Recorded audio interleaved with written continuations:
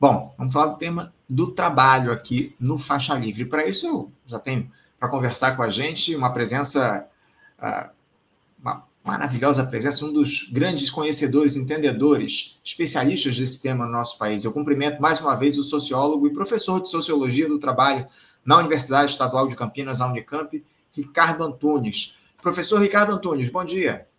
Bom dia, meu caro Anderson. Prazer poder dialogar com você, com os ouvintes e as ouvintes. Um abraço também ao meu caro Ciro, que acabou de fazer a discussão, e as nossas lutas continuam. São muitas, são muitas. São muitas. Sempre uma alegria conversar com o senhor aqui, uma honra recebê-lo, professor. Quero agradecer a sua participação conosco mais uma vez, para a gente falar, obviamente, do mundo do trabalho, né? Porque, professor, o Brasil atravessa, eu diria, um momento paradoxal quando a gente se relaciona ao mundo do trabalho. De um lado, há um discurso governamental que promete reconstruir direitos e promover emprego digno. De outro, a realidade concreta mostra a persistência e até o agravamento, professor, da informalidade, da terceirização e da chamada uberização como formas dominantes de inserção no mercado de trabalho. Mesmo com indicadores de desemprego em queda, o que cresce no Brasil é o número de trabalhadores sem proteção, com rendas variáveis e jornadas extenuantes. Diante desse quadro, professor Ricardo, eu queria que o senhor começasse fazendo uma análise mais geral para a gente do atual estágio das relações de trabalho no Brasil. O senhor diria que a gente está vivendo uma nova etapa da precarização, agora legitimada por um governo que se apresenta como popular e progressista, ou seja, há uma recomposição do trabalho precário sob novas bases políticas e institucionais, professor? Meu caro, a situação brasileira, de fato, você disse bem, ela é paradoxal, não é? E por que ela é paradoxal? Porque nós estamos vendo, no plano, digamos, dos dados mais gerais, quando comparado, por exemplo, aos governos Bolsonaro e Temer, uma redução do desemprego, tá certo? Isso decorre de vários fatores, é consequência de vários fatores, né? Mas nós estamos com 5,6% de desemprego, é uma taxa muito alta, nós temos um nível ainda alto de informalidade, mas comparativamente ao que foram os governos anteriores, você tem, digamos assim, uma redução que não é irrelevante. Mas isto, digamos assim, é o primeiro plano dos dados e da análise. O segundo plano, e muito importante, é entender que nós estamos enfrentando uma nova era da precarização do trabalho no Brasil, tá certo? Que, na verdade, não começou agora. Se fôssemos pegar primeiro o momento dele mais agudo, foi com Collor, tá certo? E desde lá, a besta fera está solta, né? Tem um modo pelo qual as empresas hoje querem atuar, tá certo? E elas se inspiram muito nas big techs, nas grandes empresas plataformizadas. Como é que a gente poderia resumir esse cenário, que não é só brasileiro, hein? É mundial. Você tem, primeiro, em função da tecnologia, do avanço tecnológico, algoritmo, inteligência artificial, internet das coisas, quer dizer, você tem um avanço muito expansivo, muito intenso do mundo tecnológico, com um objetivo precípuo, né? No caso brasileiro e no caso mundial, porque são países que se inserem na lógica capitalista, que é a mais destrutiva de toda a história do capitalismo. Nunca houve no capitalismo um período tão longo de destruição da natureza, do trabalho, dos gêneros, né? O risco das guerras, que o Ciro estava comentando há pouco com você. E dentro desse cenário de alta tecnologia, paralelamente a um imenso contingente de trabalhadores e trabalhadoras ou desempregados ou na informalidade, tá certo? O que as empresas vêm atuando, especialmente as empresas de plataforma, né? E eu repito, isto não é um problema só brasileiro, tá certo? Ainda que aqui haja é como se fosse natural, né? Estas empresas big techs decidiram que elas não vão pagar, digamos assim, não vão cumprir a legislação protetora do trabalho, e para isso criaram um embuste. E o embuste é o seguinte: tem alta tecnologia, tem uma massa imensa de trabalhadores e trabalhadoras procurando trabalho, tá certo? O país tem mais ou menos 40%, agora um pouco mais, agora um pouco menos, da informalidade.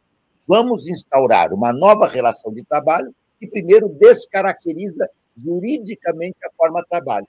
Então, o Anderson é empreendedor, o Ricardo é empreendedor, é autônomo, é PJ. Tá certo? E, sendo assim, nós estamos cada vez mais à margem da legislação protetora do trabalho ou completamente fora dela. O trabalho em plataforma é um absurdo. É a proletarização ao limite. Nós estamos pesquisando aqui há vários anos, tá certo? Eu, meu grupo, há muitos anos, né? O trabalho em plataforma no Brasil e também em vários países do mundo. Eu devo dizer a você, Anderson, que eu estou indo agora em novembro para a Inglaterra, meu livro em versão inglesa, na Holanda e na Inglaterra, O Privilégio da Servidão, né? Escrito para pensar essa tragédia brasileira e mundial. Porque lá também você tem, em qualquer lugar do mundo que você vá, hoje você tem empregador, via de regra, predominantemente sem direito. Então, o que acontece? As empresas hoje, no caso brasileiro, tá certo? Estão fazendo uma campanha muito pesada contra os tribunais do trabalho, especialmente, né, já que no Tribunal Superior do Trabalho existe uma certa tentativa predominante de regulamentar esse trabalho, elas estão direto no Supremo, que é neoliberal. O Supremo teve um papel importante, não paira nenhuma dúvida aqui, na luta contra o golpismo no Brasil. Né? Isso todos nós sabemos. Né? Nós não estávamos naquele momento do golpismo com grandes manifestações de massa contra o golpe. Não, nós estávamos num momento complicado da história brasileira, que todos nós sabemos. E o Supremo teve condições de impedir, tá certo? Jurídica e politicamente, né? Um golpe que provavelmente este programa poderia não estar sendo realizado. Eu não sei medir as consequências, mas sei que elas são golpe fascista e neofascista com milícias armadas, não é brincadeira. Né? Nós a conhecemos, basta lembrar Argentina, Chile e mesmo a ditadura militar brasileira. Pois bem, passamos essa fase, só que o Supremo é neoliberal no que diz respeito aos direitos do trabalho. E hoje, Anderson, tem duas medidas do Supremo, né, que, se forem aprovadas, e as tendências caminham nessa direção, serão desastrosas. A primeira dela diz respeito ao tema 1389, diretamente, é a pejotização. O que significa isso? Palavra breve, para depois chegar no governo. Primeiro, suspensão de milhares de contratos PJs para decidir. O PJ, tá certo? Que significa, eu vou trabalhar numa empresa, mas não como assalariado ou empregado, CLT. Eu vou com um CNPJ, porque agora eu sou dono de uma pequena empresa que sou eu dono de mim, porque eu não tenho nada. Então, não tenho carro, não tenho imóveis, não tenho fábrica, não tenho empresa. Eu vou e me conecto lá como prestador de serviço, como PJ. Isso significa que a pejotização e a proposta que está correndo hoje no Supremo Tribunal Federal, a quem cabe decidir juridicamente, em última instância, a pejotização deve ser generalizada ou não. Se passar, meu caro, acabou a relação de contrato no Brasil. Acabou o artigo 7º da Constituição, que cria um conjunto de itens obrigatórios. Vejam o que nós estamos falando, não é do fim do assalariamento para pensar uma coisa melhor, é para ter um mínimo de regramento. E se não bastasse isto, desculpa que eu me alonguei um pouquinho para chegar na segunda e fecho com o governo, porque aí a gente abre a discussão. Se não bastasse isto, as empresas também estão pressionando o Supremo, porque o Supremo é neoliberal no que diz respeito às relações de trabalho. Né? A única ministra que não era neoliberal lá no passado recente era Rosa Weber, não é mais, tá certo? O Flávio Dino, eu reconheço que ele tem uma certa sensibilidade, tá certo? O ministro atual, o Fachin, a ver, como dizem os espanhóis, a ver, e os demais, meu caro, os demais são neoliberais, a terceirização é moderna, pejotização é moderna. Sabe o que eu falei pela primeira vez que eles aprovaram a terceirização? É maravilhosa a terceirização, é moderna, terceiriza, então, todos os ministros do Supremo que forem a favor da terceirização. Não é? Não seria bacana ter ministro terceirizado? Então, veja, o que está rodando agora hoje para fechar, Ana? Além disso, está passando a uberização. Ou seja, a Uber e a iFood entraram no Supremo para questionar todas as decisões tomadas em instâncias anteriores que reconhecem o que é mais ou menos uma obviedade. Há subordinação, há dependência, não há autonomia, há um coágulo de autonomia que é aparente, e isto pode levar, tá, a um quadro de devastação, pejotização e uberização. Último ponto, Anderson, e o governo nisso? O Lula fez campanha dizendo que ele ia, se ganhasse as eleições, revogar a contra-reforma trabalhista do Temer, que é aí que está a origem jurídico-política do início da liberação. Estamos esperando até hoje. Acho que ele esqueceu. E por que ele esqueceu? Porque é o governo da conciliação. Eu não tiro os méritos, né? Para quem estava desempregado, era 7, 8% e hoje 5 ponto alguma coisa por cento.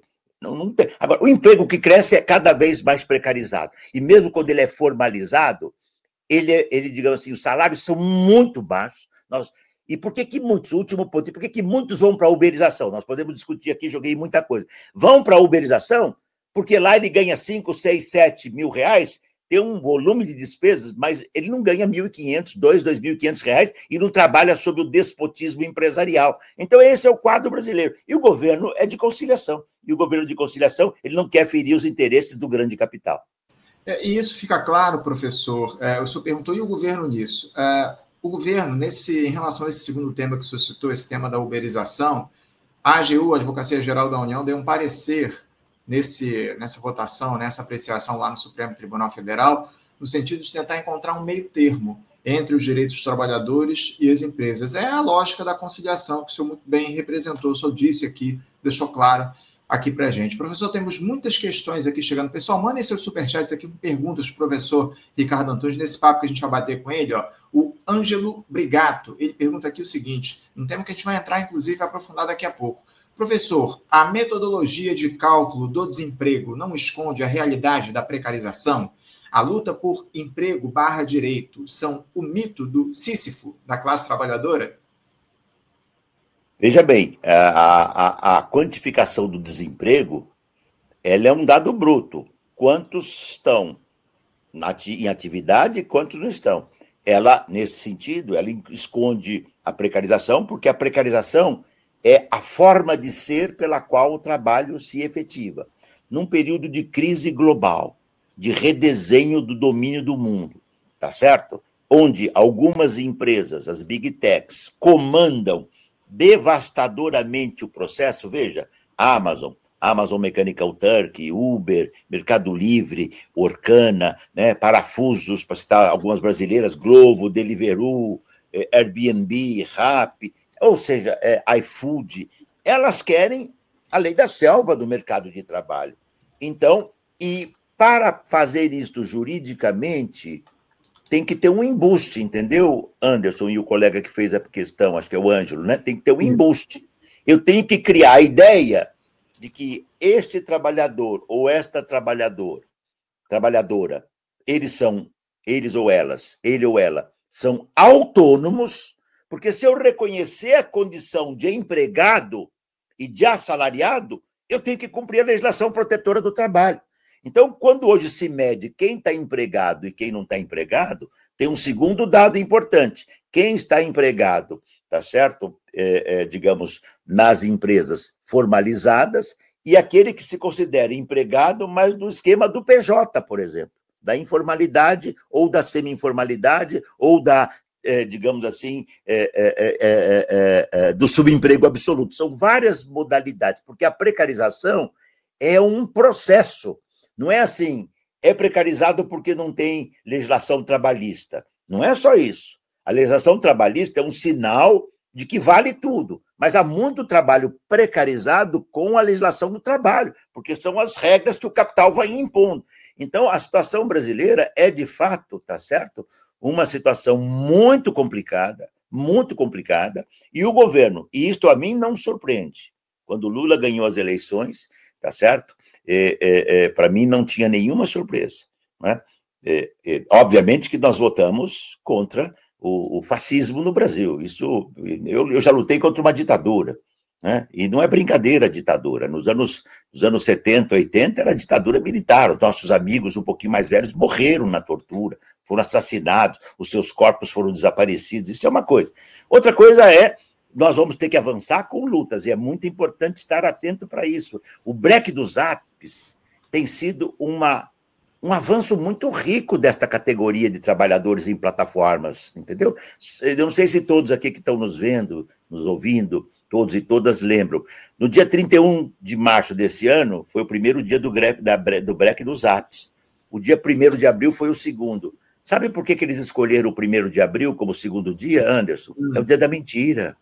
É o dia da mentira. Olha que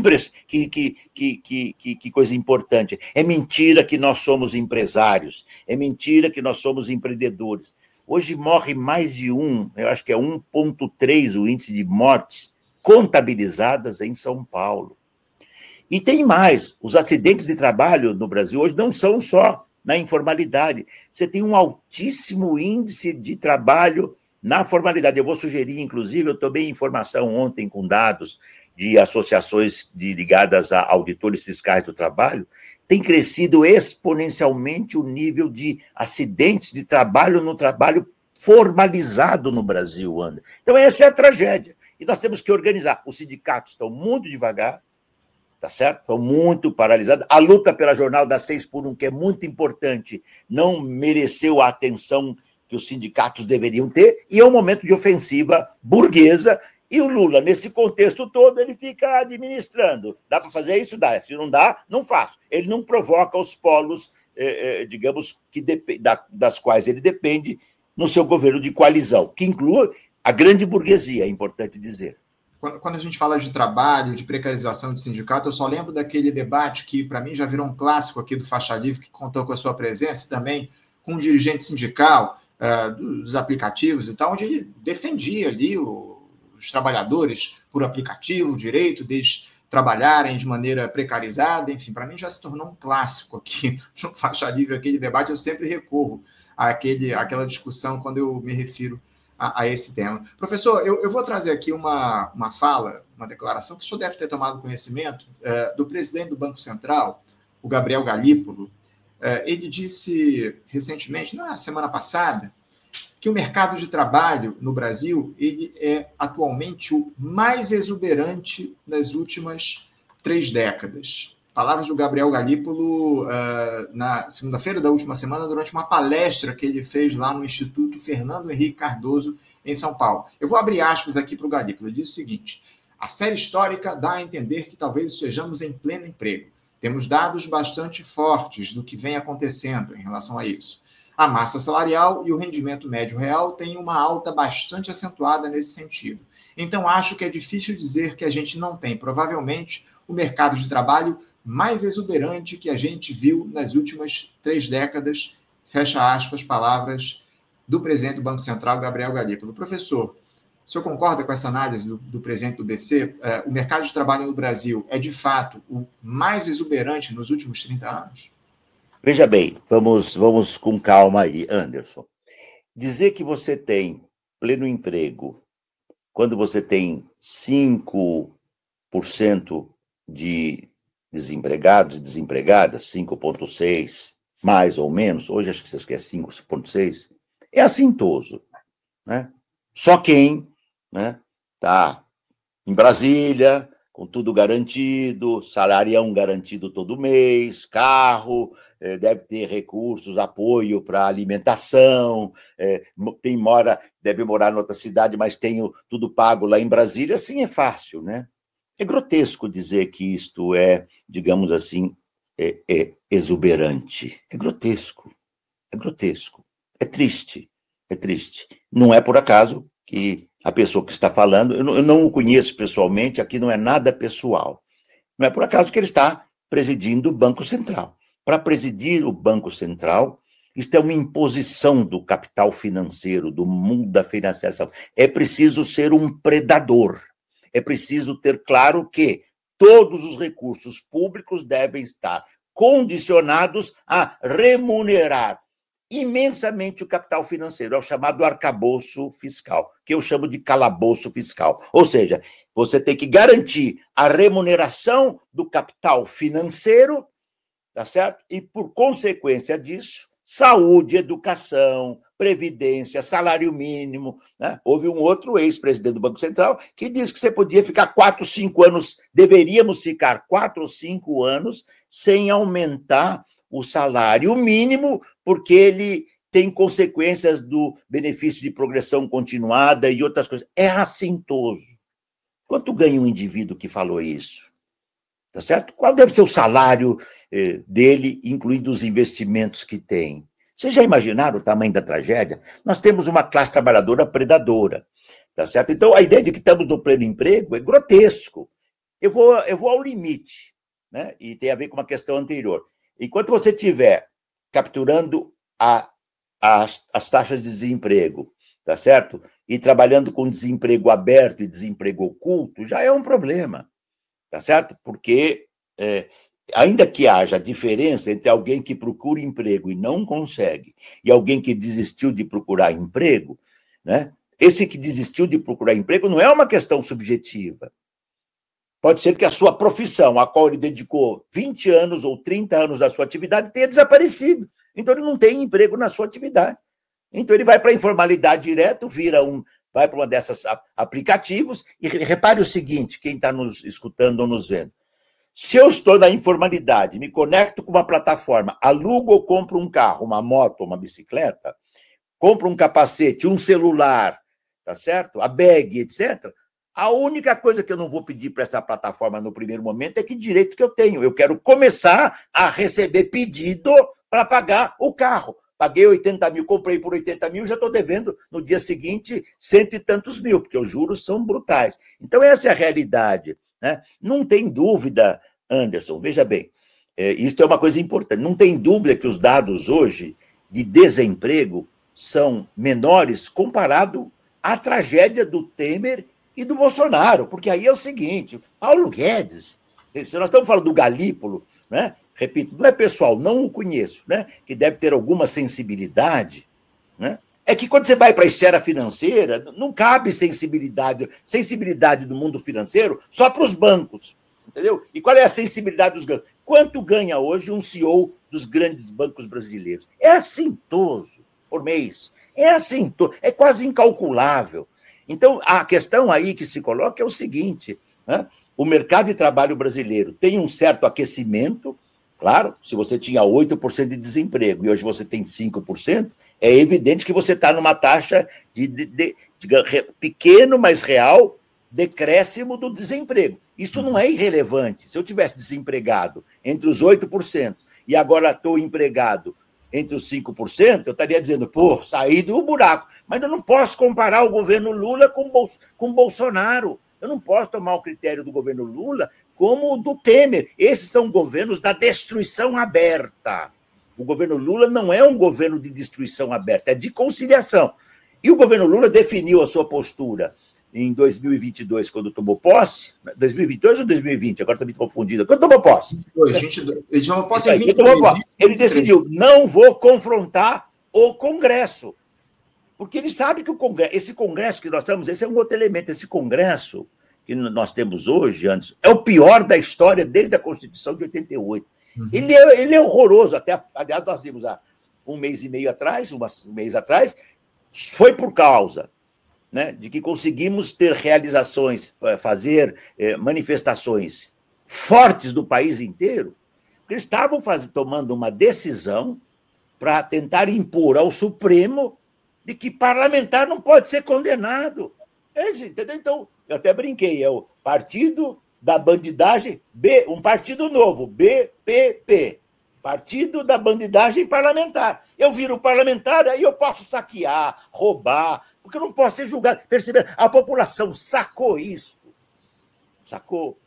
O mundo do pensamento de esquerda, intelectuais comprometidos com a luta pela dignidade humana, vamos dizer assim, você não dá, e tem limite. E deu esse bafafá todo, eles recuaram. Veja até onde eles queriam chegar. Eles não vão aprovar a luta contra a jornada 6x1, se não houver uma pressão popular muito forte. eles não vão deixar passar no Supremo, deixar de aprovar a pejotização total, tá certo? E a uberização sem nenhum direito, se não houver muita pressão, entende? E essas pressões que nós temos que criar as condições sociais, sindicatos, movimentos sociais, partidos de esquerda, tá certo? Todo esse contingente, luta feminista, luta antirracista, luta da juventude, nós temos que retomar, né? Então, esta que eu penso que é a questão fundamental, não esperar do Banco... O Banco Central só vai mudar quando tiver pressão social contra o calabouço social. Nós estamos vivendo uma situação, paro por aqui, nesse ponto, Anderson, que é a seguinte: a universidade pública está recebendo menos do que o governo Bolsonaro. Não é porque o Lula é pior que o Bolsonaro, ninguém, né? A gente sabe diferenciar o tomate razoável do tomate fétido e podre. A gente sabe diferenciar, tá certo? Os dois são tomates, só que um é fétido e podre, o outro não. Tá bom, então lá vai, sabemos disso. Agora, nós não podemos aceitar que o país se curve a uma política econômica em benefício absoluto do sistema financeiro. Então, essa tem que ser a luta, e tem que ter uma luta parlamentar forte. Por que nós não elegemos bancadas parlamentares fortes? Porque nós estamos só jogando na via institucional, ficar pensando na próxima eleição. Enquanto você não tiver organização popular e luta social, você não vai ter representação popular de esquerda e progressista e corajosa. Então, a encalacrada é grande, mesmo reconhecendo. Tá certo? E nós temos que ter claro o seguinte, Anderson, mais um ponto. O mundo é como... O Lula só saiu da tragédia que ele se encontrava há 3, 4 meses atrás, graças ao Trump. Sim. Porque, senão, estava assim, rota de despencar que nem ele conseguiu, porque ele é muito inteligente, ele é muito perspicaz. Eu conheci pessoalmente no passado, por óbvio, né? Cheguei a fazer uma vez, participar de um grupo que fez 16 horas de entrevista com o Lula, isso deve ter sido 79, 80. A inteligência dele é inquestionável, ele saca o momento, ele percebeu a onda que era preciso que o seu governo tivesse um tema. Uhum. Ele não tinha. Então, ele sacou, rico contra pobre. Alguém disse, isso vai pegar, porque a população brasileira é absoluta e majoritariamente pobre. Então, ela vai te entender. E isto pegou. E ele começou a subir, percebeu, né, politicamente mais articulado, uma campanha midiática certamente qualificada do ponto de vista do que é uma campanha midiática, e o Trump ajudando o Lula a sair do buraco, porque há 4, 5 meses atrás o cenário era assustador. É verdade. O Lula é uma das grandes raposas da política nacional, essa é a grande verdade, como o senhor muito bem traz aqui para a gente. Só respondendo ao questionamento que o senhor fez aqui, professor, o salário bruto do presidente do Banco Central, do senhor Gabriel Galípolo, de acordo com dados do Portal da Transparência, a remuneração bruta do presidente do BC é de dados de janeiro, do mês de janeiro de 2025. R$ 18.887,14 o salário bruto do presidente do Banco Central em janeiro de 2025. É isso. Professor, eu vou seguir aqui porque eu quero trazer mais números aqui para a nossa discussão, e números estarrecedores, porque dados preliminares do Censo Demográfico de 2022, que foram divulgados também na última semana, mostram que mais de 1/3 dos trabalhadores no Brasil, 35,3% dos trabalhadores, de acordo com o censo de 2022, recebem até um salário mínimo. Só lembrando que, em 2022, o salário mínimo era de R$ 1.212. Enquanto isso, a renda se concentra em uma parcela bem menor da população. Apenas 7,6% das pessoas ocupadas têm rendimentos hoje superiores a 5 salários mínimos, o equivalente a R$ 6.060 em 2022. Professor, o abismo social no país ele segue em níveis alarmantes. O Estado brasileiro atua de maneira estrutural para resolver essa questão, para além desses programas de transferência de renda que se mostram ou têm se mostrado absolutamente insuficientes? Como é que a gente pode avaliar esse cenário onde mais de 1/3 da população brasileira ganha até um salário mínimo? Veja bem, claro que o Estado brasileiro... Opa, eu fiquei sem o seu microfone aqui, professor. Fechou o seu microfone aqui. Deixa eu ver aqui se... Agora abriu. Vamos lá. Acho que eu mexi algum papel aqui e clicou. É claro que o Estado brasileiro não atua de maneira estrutural contra, por 2 motivos. primeiro, não é a função do Estado, entendeu? O Estado, né, é sempre bom a gente não ter ilusões. O Estado, em última instância, é um órgão que preserva a dominação, a diferenciação e a desigualdade. O Estado não nasceu para acabar com a desigualdade, ele nasceu para preservar a desigualdade. A diferença é que pode ser um Estado predador ilimitado, por exemplo, o Estado governado. O governo argentino hoje, tá certo? Ou o governo Trump hoje, o argentino, né, Milei, e o Trump nos Estados Unidos, são predadores ilimitados. É predação. O desmonte que o Milei fez, né, no setor público argentino, logo depois da sua eleição, tá certo? A devastação que fez com o salário já indigente de aposentados e trabalhadores pobres. A devastação que fez de um resquício de políticas sociais que os governos peronistas, ao longo de décadas, tinham criado, todos insuficientes, tá certo? É absolutamente impressionante, né? Nos Estados Unidos, nós estamos vendo Trump demitindo tudo que faz sentido público, educação, saúde, acabando com medidas da saúde de incentivo à vacina, quer dizer, são devastadores. Há uma simbiose hoje, e isso é muito preocupante, Anderson, entre o neoliberalismo extremado e o neofascismo. Eles se aproximaram. Não é mais quem é neoliberal não é fascista, quem é neofascista não é neoliberal. Isso era no passado. Tá certo? Há um setor do neofascismo hoje é neoliberal extremado. Não é mais aquele fascismo nacionalista do século passado, dos anos 20 do século passado. É outra coisa. Tá certo? O Milei é extremadamente neoliberal, agente do capital financeiro e absurdamente neofascista. Esta é a realidade. Muito bem. O que nós estamos vendo hoje? Ter um salário mínimo do Brasil de R$ 1.500 e poucos reais é assintoso. O Lula, no passado, dizia que ele defendia o salário do Diese. O salário do Diese hoje deveria ser, eu vou lembrar as últimas vezes que eu li algum dado sobre isso, 7 mil e poucos reais. Então o que está acontecendo? Eu estou me curvando. O Lula sabe que, do seu ponto de vista de um governo da conciliação, se ele perder demasiadamente o apoio de setores da burguesia, ele cai. Então, ele fica. Sabe o equilíbrio? Sabe? O Chaplin, naqueles momentos mais geniais, onde ele está se equilibrando e ele não sabe se cai para cá, cai para lá. Ele está virando para lá, ele volta. Ele estava quase caindo há 3, 4 meses atrás, se reequilibrou e se repôs. Mas é isso. Enquanto a esquerda não romper com esta visão de vamos fazer o mínimo, porque é o que dá para fazer hoje, o que nós fazemos? A esquerda conserta. A extrema-direita vem e devasta o país, seja o Brasil, a Argentina, os Estados Unidos ou o que for, o México, o que for. A esquerda vem e, sabe assim, o bolo está estragado, então faz um glacê novo. E o glacê é bonitinho, porque o glacê é só que você cortou a fatia do bolo, passou lá o glacê, você pega o bolo fétido e podre por dentro. É criminoso. E veja, quando uma figura que já teve participação no Banco Central diz, né, do passado, não o atual, né, que não pode aumentar o salário mínimo, veja, é quase um crime, porque uma parte da população... Veja, não é falso a ideia de que o governo Lula diminuiu o nível de miserabilidade e fome. É verdadeiro. Porque o governo Bolsonaro era o Paulo Guedes que ditava a economia. O Paulo Guedes está preocupado se o cara está comendo na sarjeta, pelo amor de Deus, está preocupado com a riqueza do mundo financeiro.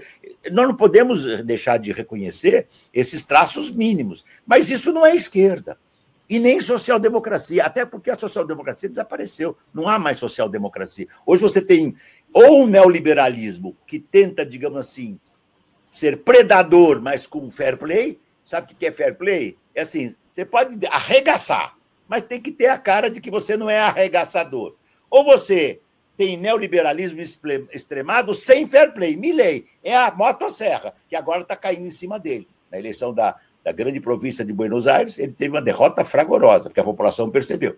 Porque qual era o discurso do Milei? Eu vou acabar com os privilégios. Uhum. O povão falou, então ele vai diminuir os ricos e tal, ou então aquela ideia de que só o político tem privilégio. Não é, a questão não é o político só.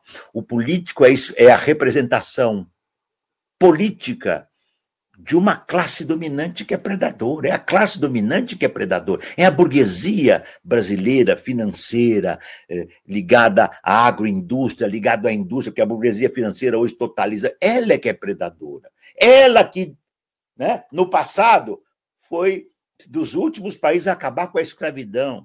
Ela que, ao acabar com a escravidão, era a oligarquia rural, ela que, ao abrir o mercado brasileiro para a indústria, não incorporou negras e negros. Foi buscar o imigrante italiano, espanhol, tá certo? Veja, você pode imaginar, você excluiu negros e negras do mercado de trabalho no Brasil, na passagem da escravização para o assalariamento, para você buscar. Esse é um traço branco e selvagem da nossa classe dominante. É por isso que até hoje você tem trabalho escravo, moderno, em várias áreas, seja nos rincões. Então, esse é o cenário do trabalho. E um governo de conciliação não enfrenta isso. Não enfrenta. Ele minimiza, viu, Anderson? Isso é importante entender. É diferente, ele minimiza, mas ele não enfrenta. E o Estado brasileiro, ele está aí para garantir o grande... Você vê, último exemplo, né? O parlamento agora, essa coisa do IOF. Sim. Quer dizer, taxar quem ganha mais de 1 milhão por ano não é uma medida anticapitalista, por favor. Qualquer país europeu, você vai lá para os países escandinavos, tem taxação das grandes fortunas. Você vai mesmo para países como a Alemanha, a França, tá certo? Você tem alguns níveis de taxação burguesa, porque você tem que ter um mínimo, né, de azeitamento do Estado para que ele possa ter um mínimo de saúde, um mínimo de educação, um mínimo de previdência, e tudo isso está desmoronando com o neoliberalismo. Veja que o governo francês hoje está numa crise danada, né? Ele tem o Macron, ele tem cara de progressista, mas é uma alma neoliberal e está se arrebentando, né? O cenário também não é bom para eles, viu? O cenário é muito crítico para eles também. Cenário crítico lá na Argentina. Professor, só trazendo aqui uma outra informação, de acordo com o que o senhor levantou aqui para a gente, o salário mínimo, de acordo com o IBGE, aliás, com o DIEESE, está aí na tela. Em relação ao mês de setembro, o salário mínimo necessário para o povo brasileiro seria de R$ 7.075,83. E a gente tem hoje salário mínimo na casa dos R$ 1.518. Então, perceberam? O Estado é um ente político da reprodução da barbárie social. Nós já explicamos o porquê. Não é pela maldade de... Por exemplo, não paira dúvida, isso eu acho que é muito importante para uma análise cuidadosa. Não paira dúvida a diferenciação política, tá certo? De um governo de centro, como o do Lula, de alguém que no seu passado teve uma origem importante, origem operária, tá certo? De um governo da devastação, como o do Temer, que subiu por um golpe da qual ele foi partícipe ativo, ou de um governo, digamos, do golpismo e do neofascismo, como o Bolsonaro. Não paira dúvida dessa diferença. Entendido isto, nós temos que compreender que o governo o governo Lula hoje, quando diz o Lula é de esquerda, claro que só a mídia pode dizer isso. A mídia é ignorante nos seus grandes traços, né? A mídia dominante não é de esquerda. Não é de esquerda. O Lula, tentando ser rigoroso, no máximo ele é um centro progressista, entende?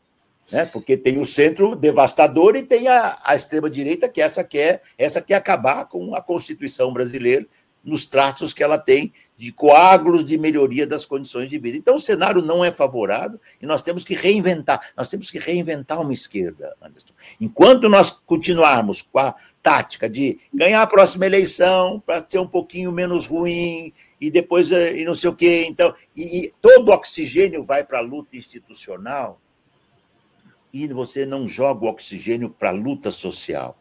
No terreno institucional, nós não ganhamos nada, eles ganham tudo. Professor, para a gente fechar aqui o nosso papo, eu queria trazer um último questionamento. Eu sei que o senhor está com um horário reduzido, restrito aqui, mas eu queria levantar uma questão que eu vejo como fundamental. A gente falou muito sobre inteligência artificial, falou muito sobre essas novas relações de trabalho. O senhor ainda acredita que é possível pensar em um projeto de sociedade que resgate a centralidade do trabalho humano, não como mercadoria, mas como fundamento da vida social, dentro do capitalismo atual?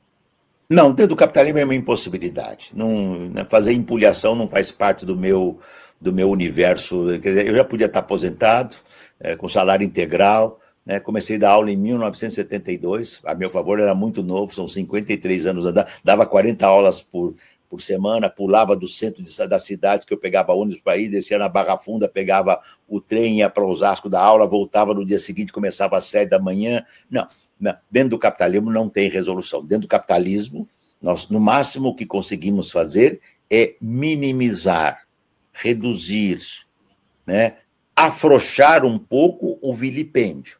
Ou seja, ao invés de ter uma população famélica, né, ela passa a ter, uma parte dela passa a ter, digamos assim, uma alimentação sofrível. Deu para entender a diferença? De famélico para sofrível. Ou seja, eu não como o que eu quero, mas pelo menos alguma coisa eu como de manhã, alguma coisa eu como no almoço, alguma coisa eu como de noite, né? Isto é que tem balizado o governo do PT. Porque se ele quisesse enfrentar a questão da fome, por exemplo, primeiro passo, isso ia comprar uma briga imensa. E o medo do Lula é um medo que não é um medo, viu, Anderson? Não é um medo irreal, né? Hoje, o parlamento, com o desenho que ele tem, ele só não leva o Lula ao impeachment porque a extrema-direita e o centrão pantanoso não conseguiram ter maioria no Senado. Porque, olha, vamos falar aqui, quantas vezes nós debatemos aqui o governo Dilma? Não vou avaliar o governo Dilma politicamente, já cansei de fazer isso, escrever sobre isso e tal. Mas a Dilma sofreu impeachment e não há nenhum crime contra ela. Então foi um crime político. Você tem maioria, você vota e acabou. Então, se nós hoje dependêssemos do impeachment só pela Câmara, o Lula estaria fazendo mais concessões ainda. A retaguarda que o Lula tem é o Senado. Mas será que o Lula não percebeu, quando ele ganhou a eleição em 22, que ele teria que ter uma outra política? Que ele tinha que começar com enfrentamento ao parlamento e não com conciliação? O Lula adora, ele fala, eu sou um cara da negociação. Tem dois grandes líderes da negociação no Brasil, digamos assim, campeões, e são diferentes, mas são ambos. Getúlio Vargas, que era um fazendeiro dos Pampas, como dizem os gaúchos, estancieiro dos Pampas, e Lula, veja que curioso, Lula, um ex-operário metalúrgico, de extrema importância na história sindical e operária brasileira, no seu passado. Ambos são conciliadores. Esse é um traço da história brasileira. A burguesia brasileira, quando sente que não vai ter tudo o que quer, ela abre para negociação. Quando ela tem condições, ela depreda, e assim ela vai. E a esquerda tem feito isso. E não é de hoje, hein? Para sermos justos. O PCB, no passado, sempre foi um partido de esquerda, com raras exceções. Vamos pegar de Getúlio para cá. Foi um partido que conciliou com a burguesia. Um dos raros momentos que não houve conciliação foi quando uma parte da esquerda brasileira, mais jovem, foi para a luta armada, tá certo? Que é um outro debate, uma outra discussão, e que foi uma digamos assim, sofreu uma devastação e foi para a luta armada porque não tinha nenhum mecanismo de luta, nem no plano institucional. Era aquilo ou aceitar a ditadura. Esse é o quadro brasileiro. Não sou pessimista e é possível reinventar, para fechar a tua pergunta, André, é possível reinventar uma sociedade com base na centralidade do trabalho para além do capital. Primeira coisa, as lutas não podem ser institucionais, as fundamentais. As lutas têm que ser sociais de confrontação. 2, as grandes mudanças no mundo ocorrem quando algumas questões vitais são assimiladas pela população. Liberdade, igualdade e fraternidade. Não foi uma bandeira pequena. Foi uma bandeira de uma classe emergente, a classe burguesa, contra o feudalismo, tá certo? Que era absolutamente elitista, o clero, que era horroroso, e o absolutismo, que garantia esse poder senhorial. A ideia de ter igualdade, liberdade e fraternidade juntou a burguesia, que digamos, concebeu esse desenho, com o sans-culotte, com o nascente proletariado francês. Pão, paz e terra na Rússia. Pão, a fome. Paz, impedir que os operários morressem. E terra é vital. Quais são as bandeiras da esquerda hoje? A próxima eleição para vereador, a próxima eleição para presidente, e não dá assim, não vamos mudar o mundo. O trabalho tem que repor. E só para não parecer que nós não temos saída, Anderson, né? Se você topar uma hora dessa aí dentro desse caos que estamos aqui de trabalho, né? A jornada 6x1, ela é vital. É a primeira bandeira da classe trabalhadora desde 1988. Sabe por quê? Em 6 pontos. Reduzir a jornada de trabalho, eu trabalho menos e emprego quem está desempregado. Já é uma vitória que unifica a classe trabalhadora. 2, eu passo a discutir. Eu quero um tempo menos opressivo dentro do meu trabalho. Eu não quero a exploração absoluta e relativa do trabalho. Então, eu vou reduzir a jornada de trabalho para controlar o tempo opressivo e não vou permitir que seja mais intensificado, senão o empresariado reduz de 6 para 5 ou para 4, mas joga mais ritmo, então você trabalha a mesma coisa. 3, quando eu discuto a redução do tempo de trabalho, eu começo a pensar e o meu tempo fora do trabalho. Quando eu começo a pensar o meu tempo fora do trabalho, eu começo a pensar, tá certo, que a vida fora do trabalho só tem sentido com outro tipo de trabalho. Isso me chega numa questão vital, que é a última, fazendo muito breve. Eu vou discutir, quando eu parto lutando pela jornada de trabalho, que é uma questão crucial da vida cotidiana, eu posso fazer uma última pergunta. Eu vou produzir o quê e para quem? E quando eu pergunto, eu vou produzir o quê e para quem? Eu toco no sistema de capital e junto à classe trabalhadora, Anderson, junto à classe trabalhadora, com uma luta crucial do nosso tempo pela humanidade, a questão ambiental. Não dá mais para produzir a indústria desenfreada, a agroindústria desenfreada, o nióbio, o lítio, tudo isso para enriquecer as grandes corporações. Ou nós reinventamos um novo modo de vida, ou ele vai acabar conosco. Já me comprometo aqui, professor, a gente fazer em breve uma discussão, um debate a respeito desse tema do fim da escala 6x1, talvez uma das pautas mais importantes do ano para a classe trabalhadora aqui no nosso país. Professor Ricardo Antunes, sempre devastando a consciência ingênua aqui no Faixa Livre, muito obrigado pela sua participação conosco aqui no programa, agradeço demais, é sempre uma honra ter a sua participação com a gente aqui, eu desejo uma boa quinta-feira para o senhor e o meu grande abraço. Obrigado a você e todos e todas que nos acompanharam. Um abraço, a luta continua. O que não podemos é acomodar. A luta tem que continuar. Um abraço. A luta continua sempre. Um abraço. Até a próxima. Conversamos aqui com Ricardo Antunes, professor Ricardo Antunes, sociólogo, professor de Sociologia do Trabalho na Universidade Estadual de Campinas, a Unicamp.